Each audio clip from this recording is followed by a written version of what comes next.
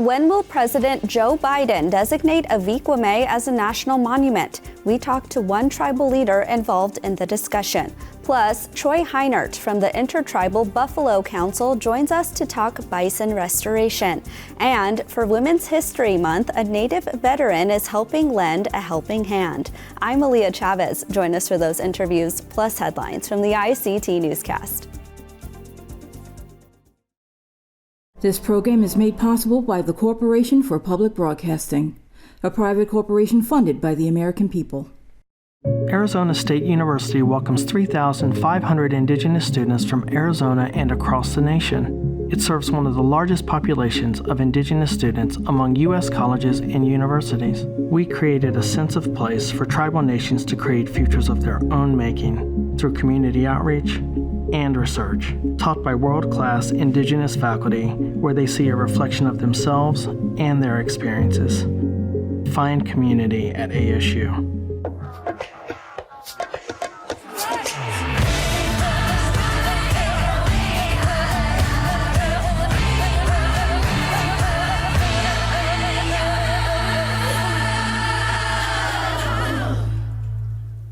Amirawa Hopa, thank you for joining us.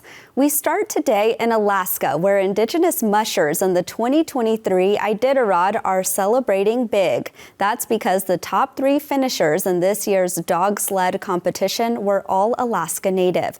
Inupiaq musher Ryan Reddington was this year's champion, finishing with a time of 8 days and 21 hours. Reddington is the grandson of the original founder of the Iditarod and said having a Reddington finally win was really special. This was his 16th time competing and will be awarded around $50,000. The Iditarod is nearly 1,000 miles, requiring racers to travel over 2 different mountain ranges, the frozen Yukon River and on the Bering Sea ice. Yupik musher Peter Kaiser finished second, and Dena'ina Athabascan citizen Richie Deal finished third. This is the first time in the Iditarod's 51-year history that all Alaska Natives finished in the top 3. Now to northern Wisconsin, where there are new developments in the barricades on Ojibwe lands. Officials from the Lac du Flambeau tribe barricaded 4 roads on January 21st of this year, saying the roads had been built illegally years prior. That move stranded residents who are non-native and live on around 65 properties beyond the road. Tribal officials say this issue was spurred in 2013 when the Bureau of Indian Affairs and title insurance companies for the town of Lac du Flambeau did not extend agreements for the road. Residents sued the tribe and lost in federal court last week. Over the weekend, officials from the town offered the tribe $60,000 in exchange for removing the barricades for 90 days. The tribe accepted that offer, with tribal president John D. Johnson saying it is only a temporary fix. He said in a statement, "To be crystal clear, the tribe still expects compensation for unauthorized land use and disregard of our private property." Non-native residents affected were using snowmobiles to get to their homes, but the ice where they crossed will melt soon, causing many to advocate for a long-term solution. Moving to Colorado, a school focused on Native students is closing its doors soon. We previously brought you the story on the American Indian Academy of Denver last fall, when school administrators faced the possibility of being shut down in the middle of the school year. The school will now officially close its doors at the end of the year, according to reporting by CBS Colorado, after failing to enroll enough students to sustain its programming. The Academy's mission is to teach Indigenous values and history in a modern format. The Academy's founder said COVID-19 affected the school's ability to maintain a stable footing. Denver Public Schools is now helping students transition to new schools while also exploring the possibility of implementing a program similar to the Academy. A tribe in California is bringing on a special investigator to help with the new and existing cases of missing and murdered Indigenous people. The Yurok tribe recently hired Wyandotte citizen and accomplished law enforcement professional Julia Oliveira. Oliveira brings 25 years of experience to her new role with the nation. For the last 4 years, she led the Blue Lake Rancheria Tribal Police Department, and she also occupies a leadership position within a federal task force for research and violence on American Indian and Alaska Native women. Chairman of the Yurok tribe, Joseph James, says Oliveira will help bring closure and justice to the families of missing tribal citizens. The state of California currently has the 5th highest number of MMIP cases in the U.S. Well, there's a soon-to-be new Native superhero on Disney+. Kahorti is a Mohawk woman who will debut on Marvel's What If series. The story is set to take place in the Haudenosaunee Confederacy before colonization. The What If show is in its 2nd season and explores new ideas within the iconic Marvel universe. Marvel says it worked closely with Mohawk experts to ensure that the episode is accurate and respectful. The episode will feature the Mohawk language, designs, and music. The name of the female hero comes from the Mohawk language and means she who stirs the forest in English. Along with her own episode, Kahorti will be receiving a plastic figurine called a Funko Pop that will be available in Walmart stores at the end of the month. And those are the headlines for the ICT Newscast.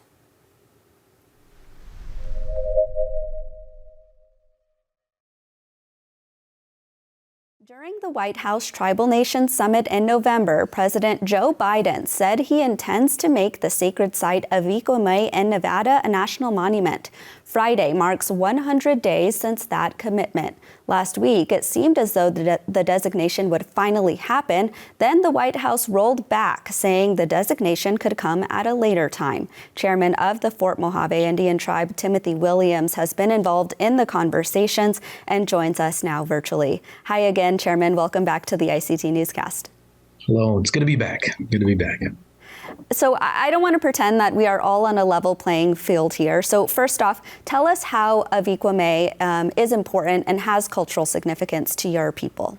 Sure. Avi Kwa Me, for us, the Mojave people, is the place of our creation, of our existence. And it's that spiritual connection that we have. And not only to Fort Mojave Indian Tribe, but to several tribes. There's a connection down here along the river, along the Colorado River. It appeared for a while last week that the designation would happen. We were hearing the date March 13th. How did you find out that that date was rolled back?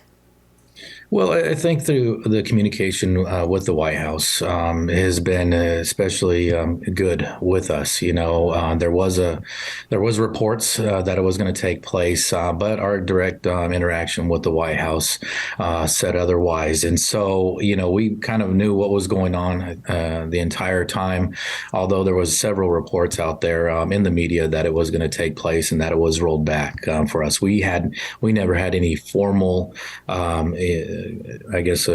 formalized to say it was going to happen. That never took place. And again, we did have direct communication with the White House. Do you know at this point when the president could eventually make the designation?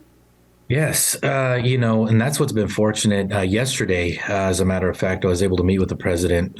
He was here in Las Vegas, which is about an hour and a half away from us. And he was at UNLV with his Lowering Costs for America Families. He was there. And before that event, we had an opportunity to speak to him, reaffirming his commitment to Avi Kwa Me. So we look forward to it happening soon. It's not every day that you get to meet with the President of the United States. Tell us what that interaction was like for you. You know, it was something else, surreal. You know, and sometimes for us, we're a smaller tribe over here on Arizona, California, and Nevada, and to have an opportunity to speak directly to the president one-on-one was something special, and it was definitely an honor to be representing Fort Mojave in that moment. But his knowledge of Avi Kwa Me and talking about it directly as soon as we walked up, you know, obviously you have that moment with him to promote, remind him of the commitment, and there was no no need for a reminder there. He knew exactly what was taking place. There was, and that was what's special for us to know and understand that this is going to take place. And that's where the confidence comes to where there's not the retraction of, it's not going to happen. What's going on? That communication with the White House staff and then the direct interaction with him yesterday just reaffirms his commitment that he made in front of all the nations, in front of the entire country back in November. So that's why we're extremely excited and definitely looking at it happening soon.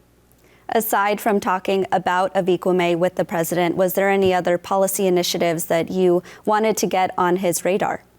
That was the main one, for the time that's allotted. Obviously there's you could go into the river, the drought over here in the Southwest. There's a lot of topics that you could relate. But, for the time that we had, we definitely wanted to promote, and knowing that Avi Kwa Me is so close. I mean, it's never been closer than right now. And like I said, that's the excitement that we have, not only for, Fort Mojave, but for all the tribes and for all the coalition members and for all the support that's been taking place this entire time. So direct and to the point on Avi Kwa Me. You mentioned earlier that this is something that's really important to a lot of your tribal citizens, but I'm really curious, when you're talking to elders specifically, what do they have to say about Avi Kwa Me and its importance to protect it? Oh, this is the ultimate. When you are elected to office, the responsibilities you have to protect the land and to protect the water. But I don't think there's ever been a time to where we can protect on into the future and actually have documentation and from the president and executive order that would allow us to protect it into the future. So I think that's what our elders, and they were at the meetings. Believe me, they let their voices be heard when we were at the public meetings. So that even strengthens our us as a tribe being united in this effort to protect not only now but to protect in the future. And that was one thing in the designation that we really like, is the possibility of co-management out there with the BLM and our partnership. Director Stone Manning has been great with us in the BLM, and working the co-management and being able to be out there and to work directly with them and have tribal members out there. A lot of times when people are out there, they just don't know any better. We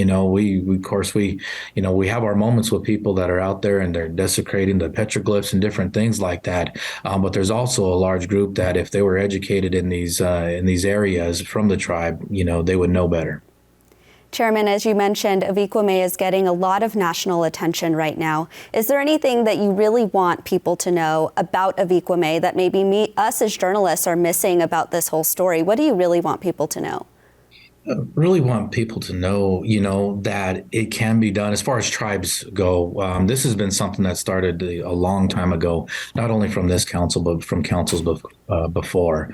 But there is opportunity for everybody to, come together, work. I think a lot of times with us as tribes, the unwillingness to work with outside organizations and others because of, of who we are, what we've stood for, and, the history that tells us to look at otherwise. But coming together with one another and being able to get this designation was a lot easier, I think, in understanding their points of view.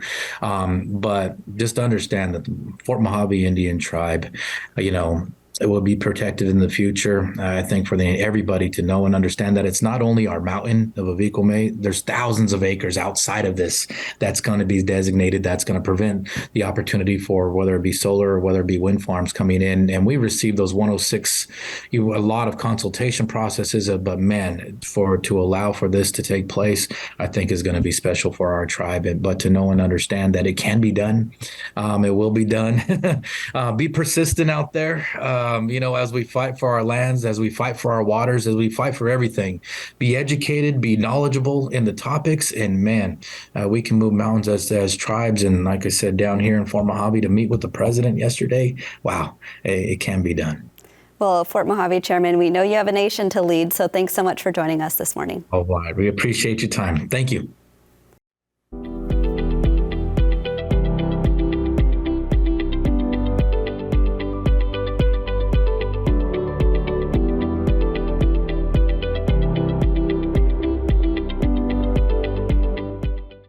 The The American bison, or buffalo, is much more than an important historical source of food to natives of the Northern Plains. For 30 years, the Intertribal Buffalo Council has worked to restore buffalo herds to tribes across the country.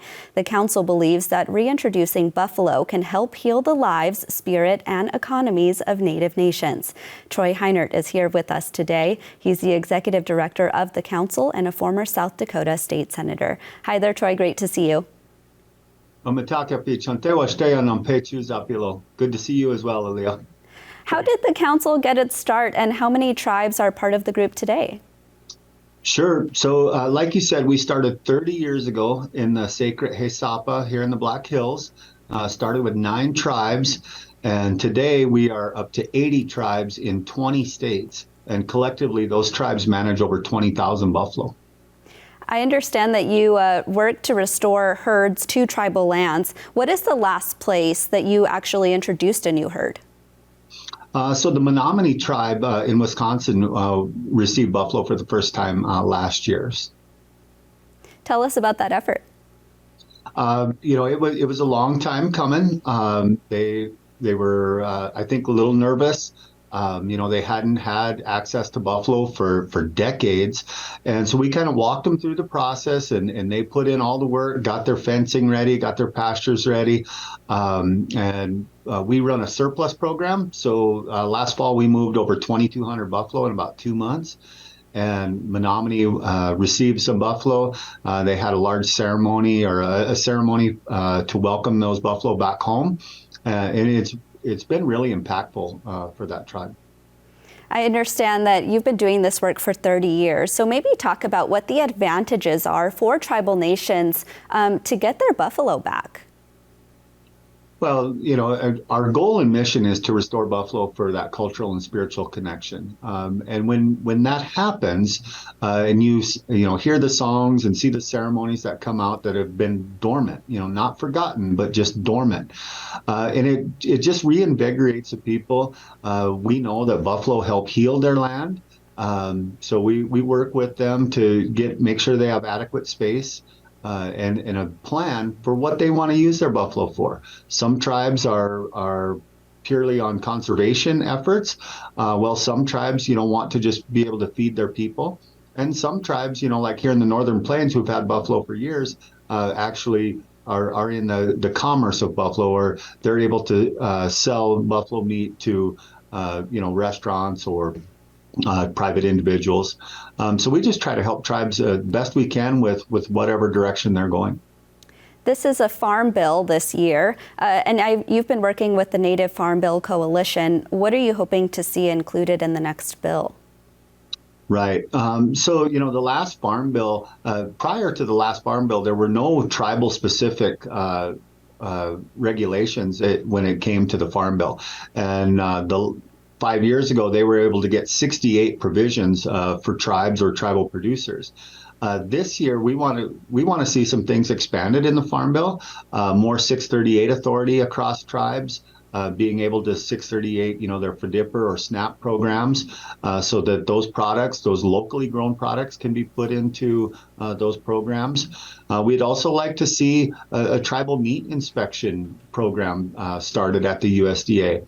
That's something that we don't have when you think about reservations and our lack of processing, especially when it comes to buffalo. We need to create our own programs so that we remove that bottleneck for processing animals. What do you think are the biggest impediments to this kind of work and trying to restore these kinds of herds? What kinds of issues do you have to face? I think that there's some misconception that we're in competition with cattle producers. That is the furthest thing from our mind. We're just trying to help reestablish that spiritual and cultural connection. And when we do that and reintroduce buffalo into our diets, we're going to start to see the health benefits of it. And it is just creates that atmosphere or that ability to reconnect with our ancestors who came before, that the buffalo provided everything for them. So, I think it has so many more benefits than it has detractions. But but it's an education process. And then we also need our federal partners to help us in that. We run a herd development grant program, so we give money directly to tribes to help their programs to be successful. So we need federal partners and tribes to be able to work through us and get buffalo back onto their landscapes. You probably heard in that last interview, I asked the chairman how the elders in his community felt about Avi Kwa Me, but I'd like to ask you the flip side to that question. How do youth feel about this kind of work in the communities that you work in? We have had such an overwhelming response. We started a couple youth programs last year. We had a spot for 2 interns in Yellowstone National Park. And we had so many applicants, we switched it to 4 spots, 2 11-week programs. We had 84 tribal youth applicants for those 4 spots. And honestly, I would have hired them all. They were just outstanding. We also run a red calf cohort, which helps our high school age kids. They do a camp in the Black Hills for a week, then they go to Yellowstone for a week. It's really important, and we're seeing the youth come out and want to take part in buffalo restoration and acknowledge what happened to the buffalo, acknowledge what happened to our people, and then do something about it. So it's been very exciting. Troy Heinert of the Intertribal Buffalo Council, thank you for joining us. Thank you for having me.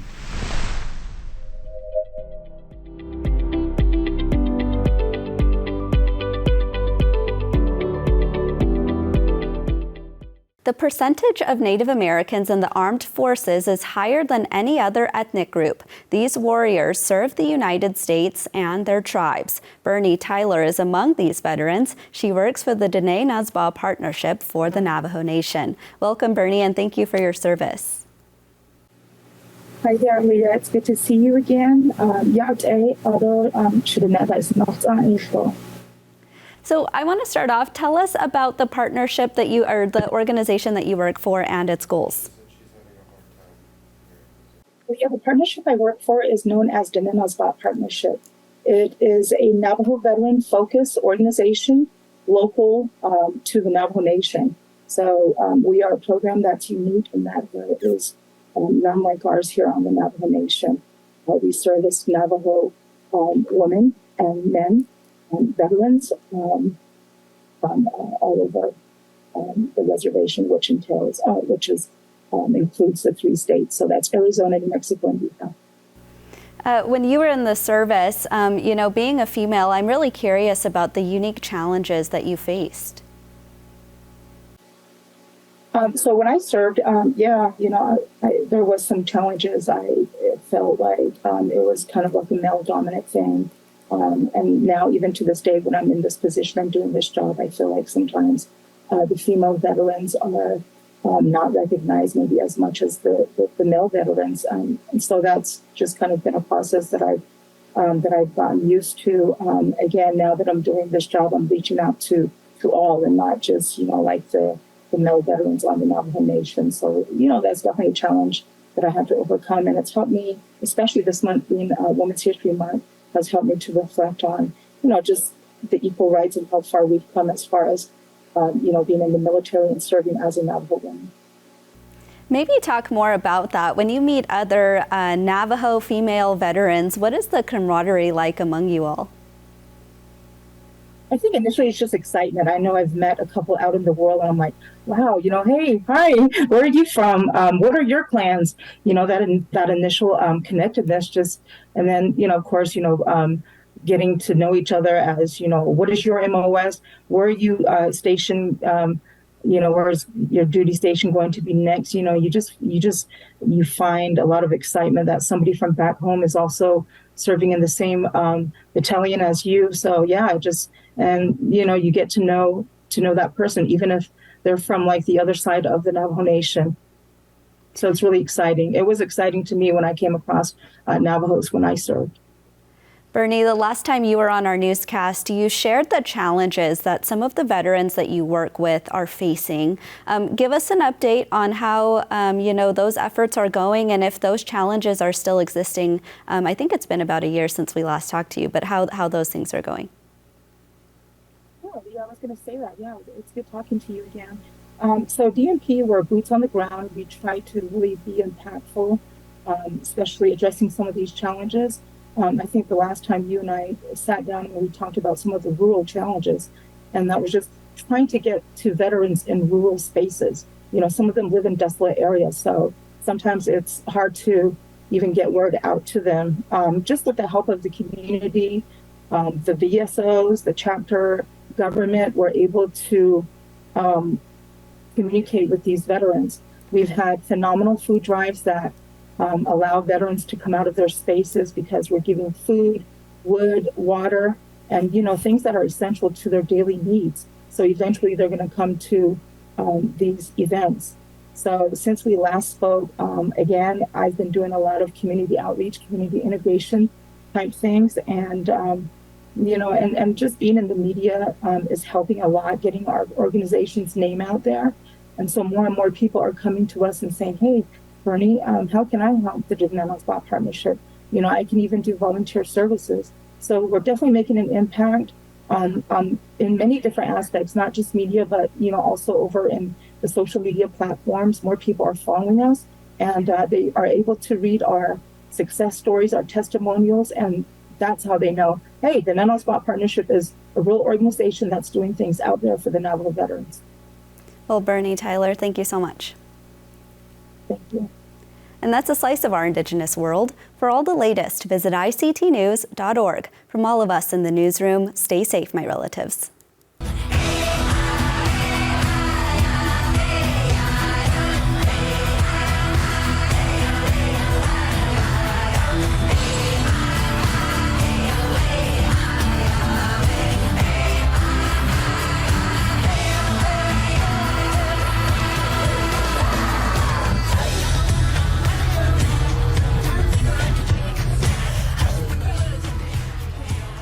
This program is made possible by the Corporation for Public Broadcasting, a private corporation funded by the American people.